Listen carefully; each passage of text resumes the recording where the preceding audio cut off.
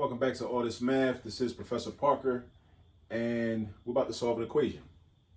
So let's take a look at it. Let's first read it out loud and understand what we're working with. So I have 5/4 x minus 18 is equal to -3. 5/4 x minus 18 is equal to -3. And I'm trying to solve this equation, which means I'm trying to figure out what value of x will make this a true statement, because I'm looking for the truth. All right? I'm on a fact-finding mission, right? I'm trying to verify. You know what I mean? So I can't just look at this and just off the top of my head figure out like what x is. All right? I got to go through a step-by-step process. So we're going to use some algebra. But it's a few different ways like we could approach this. Like one way to do it is we could use our method for clearing out fractions or eliminating fractions. We could do that by finding the LCD of 5/4, 18 over 1, and 3 over 1. We could do that. Multiply everything by that. That way we get rid of the fractions from the beginning. We could do that as our first step. We don't got to do that. We could just try to isolate 5/4 x by itself first by getting rid of -18. Or we could get rid of 5/4 first. But I'm going to tell you, from my experience, when you try to get rid of the coefficient of the variable first, that creates a lot more complicated math. It just does. It creates a lot more complicated math. When you try to get rid of the coefficient of the variable first, right? When there's one variable in the equation, it creates a lot more complicated math than what you need to be dealing with. So I would get rid of, matter of fact, yeah, that's how I'm going to do this problem. I'm going to get rid of this -18 first. That's what I'm going to do. I'm going to get rid of that -18. Because my goal is to get this x by itself. So I know I got to get rid of the -18 and I got to get rid of the 5/4. They got to go. I got to get rid of both of them. But I got to decide. I got to make some decisions.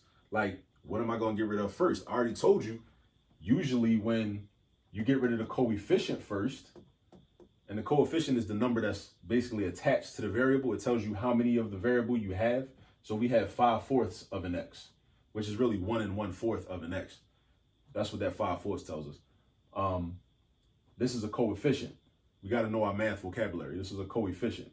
But when we get rid of the coefficient first, it makes the math more complicated. And we don't want to make the math more complicated. And we got a choice. If I get rid of the constant first, then it makes the math less complicated. So since I have a choice, I'm going with less complicated every time, you know? So how do I get rid of a -18? A -18 represents subtraction, or -18. So the opposite of, you do the opposite to get rid of things in an equation. You do the opposite operation. The opposite of subtracting 18 is adding 18. So you always do the opposite operation. You always got to ask yourself, what is that number doing? And what's the opposite operation from what is currently doing? That's what you got to do. You got to ask yourself that. So the opposite of -18 is going to be +18. So right underneath of it, you put +18. And because this is an equation, right? If we add 18 on the left-hand side, then we're also going to add 18 on the right-hand side.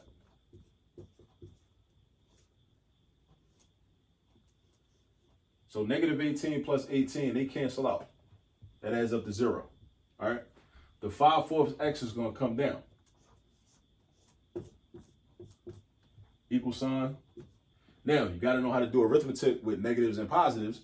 -3 plus 18, -3 plus 18 equals +15. Think about it on a number line. I mean, I learned this like over 30 years ago. And I still picture a number line in my head whenever I'm doing addition with negatives and positives. Even if I'm like, you know, doing sales or like balancing my checking account or whatever I'm doing, any type of, you know, monetary calculations, I think of the number line, right? So if I was at -3 on the number line, let's imagine I'm right here, right? And I have to add 18. When I'm doing addition, I'm moving to the right. I'm sliding to the right when I'm doing addition on the number line. I'm going 18 spaces to the right. By the time I go 18 spaces, I'm going to end up at +15. That's why -3 plus 18 is +15. So now I did my first step. This is a 2-step equation, by the way. The first step is to get rid of the -18. And the second step will be to get rid of this 5/4.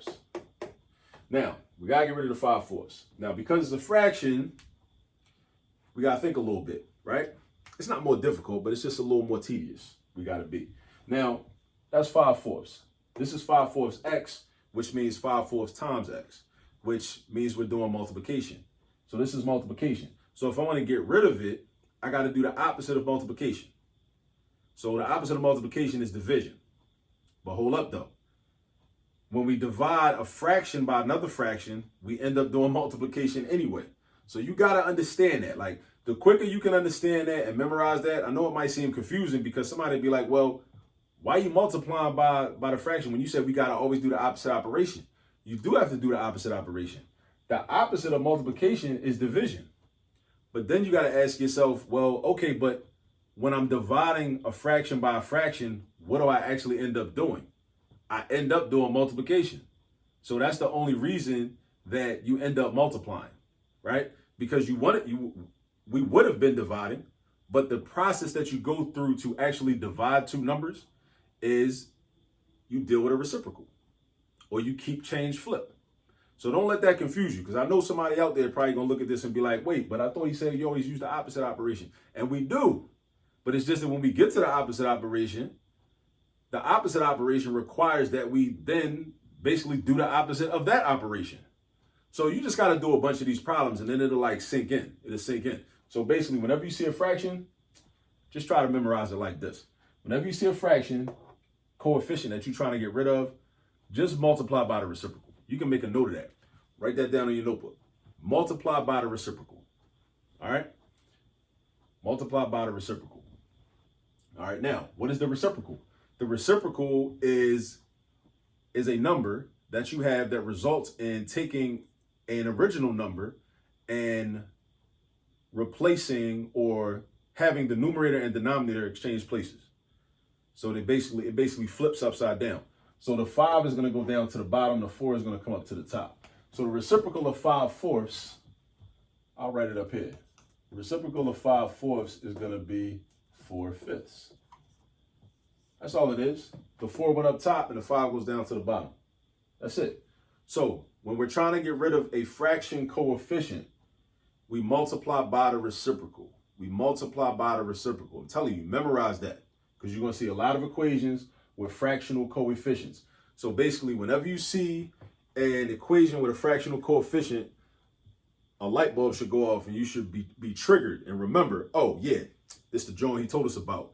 Whenever I see a fractional coefficient, I'm going to multiply by the reciprocal to get rid of it. That's what I'm going to do. I'm going to multiply by the reciprocal. But I need to know what a reciprocal is. To get a reciprocal, all I do is just flip the numbers. The top number goes to the bottom. The bottom number goes up top. That's it. That's all I'm doing. So what it's going to look like? I'm multiplying by 4/5 on the left-hand side. It's going to look like that. And then I'm also going to multiply by 4/5 on the right-hand side. I got to multiply on both sides by the same thing because this is an equation, and equations must be balanced. They got to be balanced. All right. Now over here, here's why multiplying by the reciprocal is cool, because that's automatically going to give you a 1x, which is what we wanted. We wanted this 5/4 to go away. Now, the way we make the 5/4 go away is basically by turning it into a 1. Because if we turn it into a 1, then we have 1x. And 1x is the same thing as just plain x. So that's what we wanted to happen. That's why we multiply by the reciprocal. All right? Because look, what's 4 times 5? 20. What's 5 times 4? 20. What's 20 divided by 20? 1. See? You cancel out. Everything cancels out, leaving you with x. All right, so we got x on the left side. That's cool. Now we're coming over to the right-hand side. 15 times 4/5. There's a couple ways I could do this. I could treat 15 like a fraction. Now, here's a mistake that a lot of people like to make. I want you to be careful. Don't make this mistake. A lot of people will see, whenever they see a whole number multiplied by a fraction, they think, oh, I got to multiply this 15 by the 4 and I got to multiply it by the 5. Don't do that. Don't never do that. That's wrong. Don't ever do that. Think of what 15 is. 15 is a whole number. But if I wanted to represent 15 as a fraction, it would be 15, oh, that's noisy, over 1. It would be 15 over 1, right? So now you see why it makes sense to just do 15 times 4. And then we would do 1 times 5.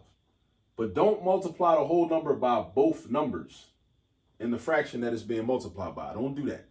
Multiply the 15 by the numerator. All right? So we got 15 times 4, which is 60. And then we got 1 times 5, which is 5. So we got 60 over 5. Now, we can reduce that or simplify it. 60 over 5 is 12. And how do I know that? I know that because I know my multiplication facts and I know my division facts. So if you right now watching this video and you don't know your multiplication facts from 1 times 1 up to 12 times 12 at a minimum, you need to memorize those ASAP. I'm telling you, it's going to make mathematics a lot easier for you. It's going to make algebra easier. It's going to make geometry easier. It's going to make calculus easier. When you get to that, it's going to make trigonometry easier. It's going to make a lot of things easier. Multiplication is the foundation. And knowing them facts, having them memorized, just makes life a lot easier. I'm trying to tell you. So 60 divided by 5 is 12. I know that because I know that 5 times 12 is 60.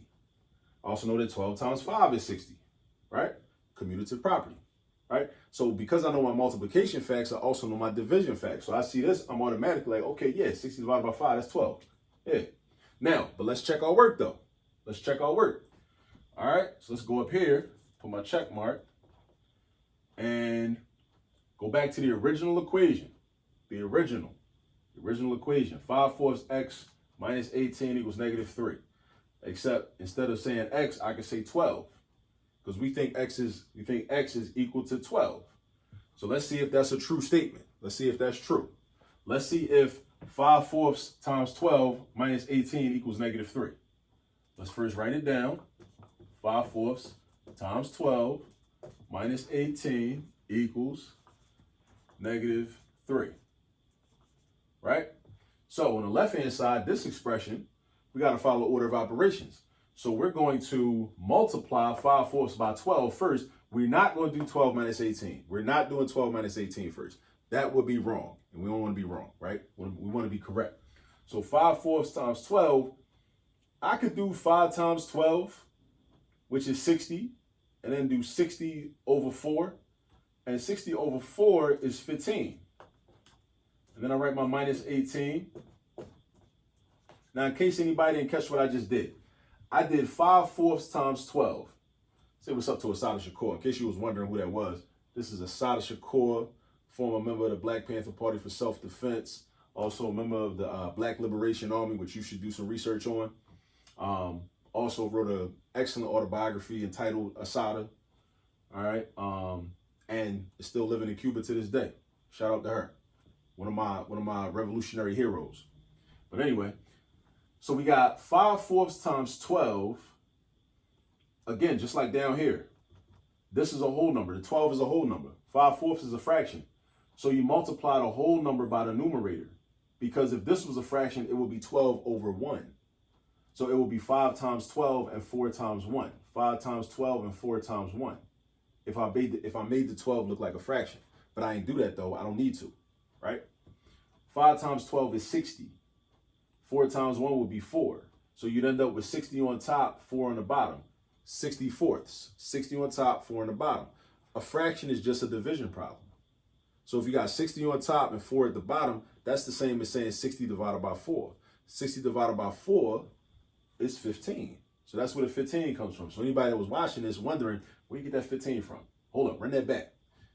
Cool. So I just explained it, where the 15 came from, step by step. All right. So now I got 15. Now I got to do the minus 18 is equal to -3. Now I want to know, is that a true statement? Is 15 take away 18 equal to -3? It is. It is. It definitely is. 15 take away. If you had $15 and then you wanted to buy something that costs $18, and let's say the store owner lets you buy it, you owe that store owner some money. How much money do you owe them? You owe them $3. You give them the 15, and then you owe them the difference. The difference will be $3. So because you owe, that's a negative value, -3. So 15 minus 18 does in fact equal -3. All right. So this is proof that x equals 12. It's proof. It's verified. And you want to get in the habit of checking your work. You want to get into the habit of checking your work and checking your answers, because you don't want to be the person sitting in class nervous and anxious, hoping that you had the right answer and waiting for your teacher to come by and look at your paper and tell you whether it's right or wrong. You want to be empowered to check your own work, so that way you know, oh yeah, I know it's right. Right? That's what you want to do. You want to get into the habit of checking your own work, checking your own work, checking your own work. All right? So now there's another two-step equation with a fractional coefficient. And I taught you a trick for dealing with fractional coefficients. When you got a fractional coefficient, you already know what you're going to have to do is multiply by the reciprocal to get rid of it. Multiply by the reciprocal to get rid of it. All right? Just keep that in mind, because technically you would divide by that fraction. But what happens? How do you divide by a fraction? You divide by, in order to do the thing that is consistent with the protocol that I've been teaching in all these videos, you have to then in turn multiply by the reciprocal. So just skip straight to that. Try to memorize that. Go straight to that. Just multiply by the reciprocal. That's what you do. All right? Now, go get some practice, and I will catch up to you in the next video. Peace.